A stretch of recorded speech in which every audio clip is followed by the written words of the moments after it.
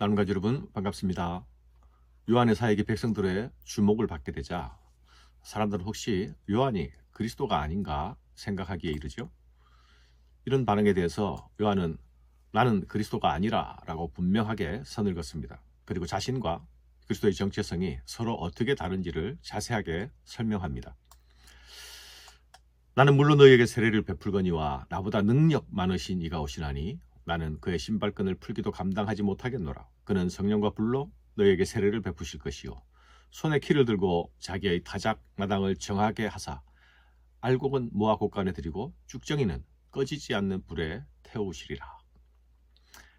여기서 세례라는 주제가 다시 나타나죠. 요한의 사역은 세례를 주는 사역으로 대표되었지 않았습니까? 자신이 주는 세례는 물세례에 불과하지만 오실이 그리스도가 주실 세례는 성령과 불로 주는 세례가 될 것이라 말합니다.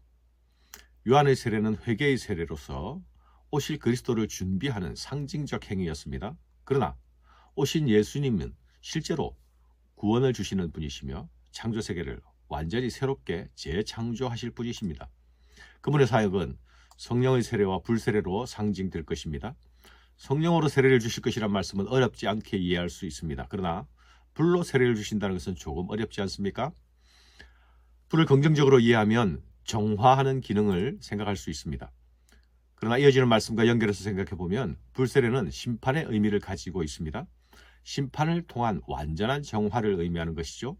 타작 마당을 정하게 하는 행위, 손에 키를 들고 있는 행위, 이것은 심판을 의미하는 것이 아닙니까?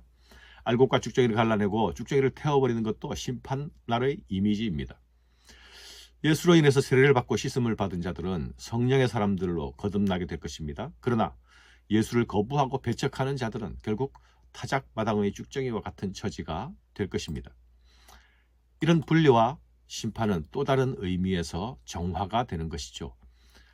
하나님이 창조하신 세계를 새롭게 하시는 것이 오실 그리스도의 사역입니다. 여기서 세례 요한의 위대성이 나타나죠. 그것은 자신의 위치와 역할을 분명하게 인식하고 있다는 것입니다. 사람들의 과대평가에 기대어서 우쭐거리지 않습니다. 침묵으로 반응하며 과대평가를 은근히 즐기지도 않습니다. 사람들의 오해를 바로잡아주면서 오실 그리스도에 대한 분명한 가르침을 주고 있지 않습니까? 하나님의 부르심에 신실한 자들만이 나타낼 수 있는 모습입니다. 그리스도는 아직 세상에 공적으로 등장하지 않았지만 그럼에도 그는 그분 아래 자신의 위치를 고집하며 그분을 비추고 그분을 드러내는 일에만 충실합니다. 이는 그리스도의 사람들인 우리가 새기며 배워야 할 교훈이며 모범이라 할 수 있겠습니다. 누가는 요한의 사역에 대한 기사를 그가 투옥된 사건을 보도하면서 마감합니다. 또 그 밖에 여러 가지로 권하여 백성에게 좋은 소식을 전하였으나 분봉왕 헤롯은 그의 동생 아내 헤로디아의 일과 또 자기가 행한 모든 악한 일로 말미암아 요한에게 책망을 받고 그 위에 한 가지 악을 더하여 요한을 옥에 가두니라.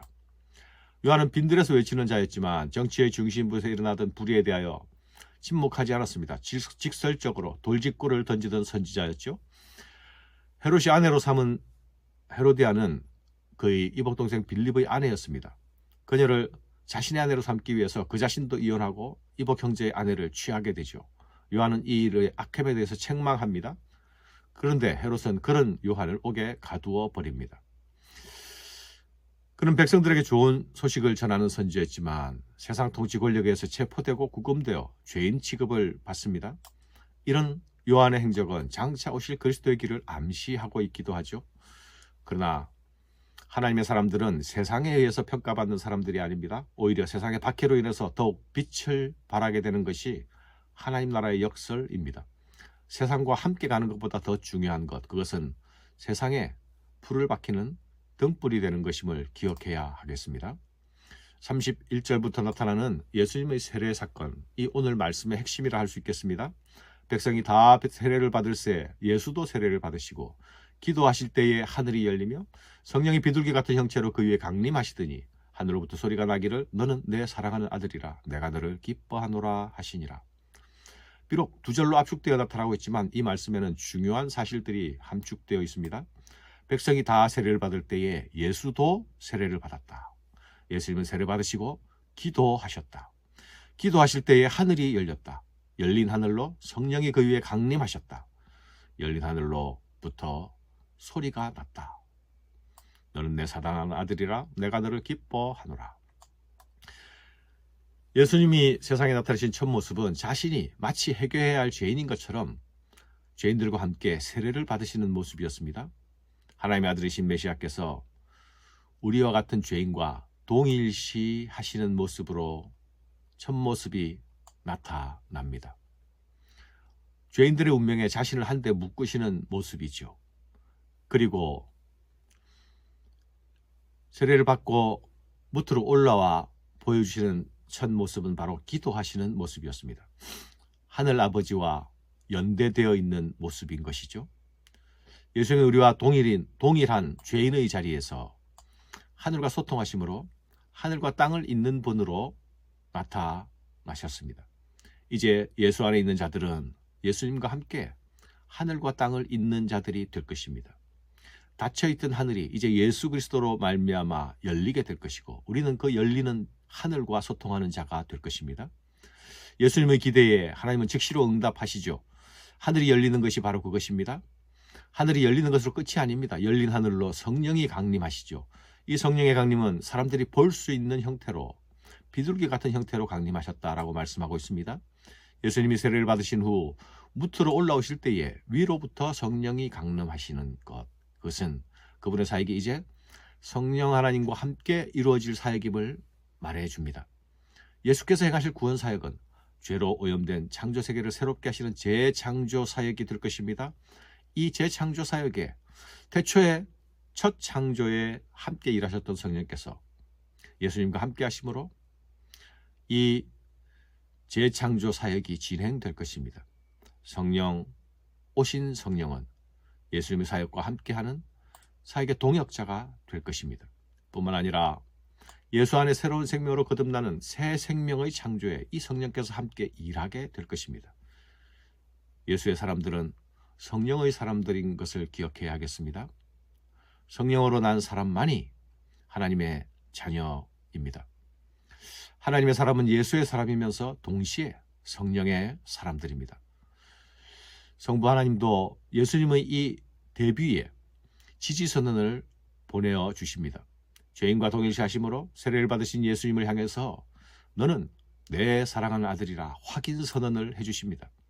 지지성명을 해주시는 것입니다. 열린 하늘로부터 들려오는 이 아들 선언은 예수님의 등장이 삼위 하나님께서 함께 일하시는 일임을 또한 밝히고 있습니다. 죄인들과 같은 모습으로 나타나신 이 하나님의 아들의 모습은 죄인들인 우리를 위한 하나님의 구원 사역의 시작임을 하늘로부터 선포하고 계시는 것입니다. 하늘로부터 들린 소리가 무엇입니까?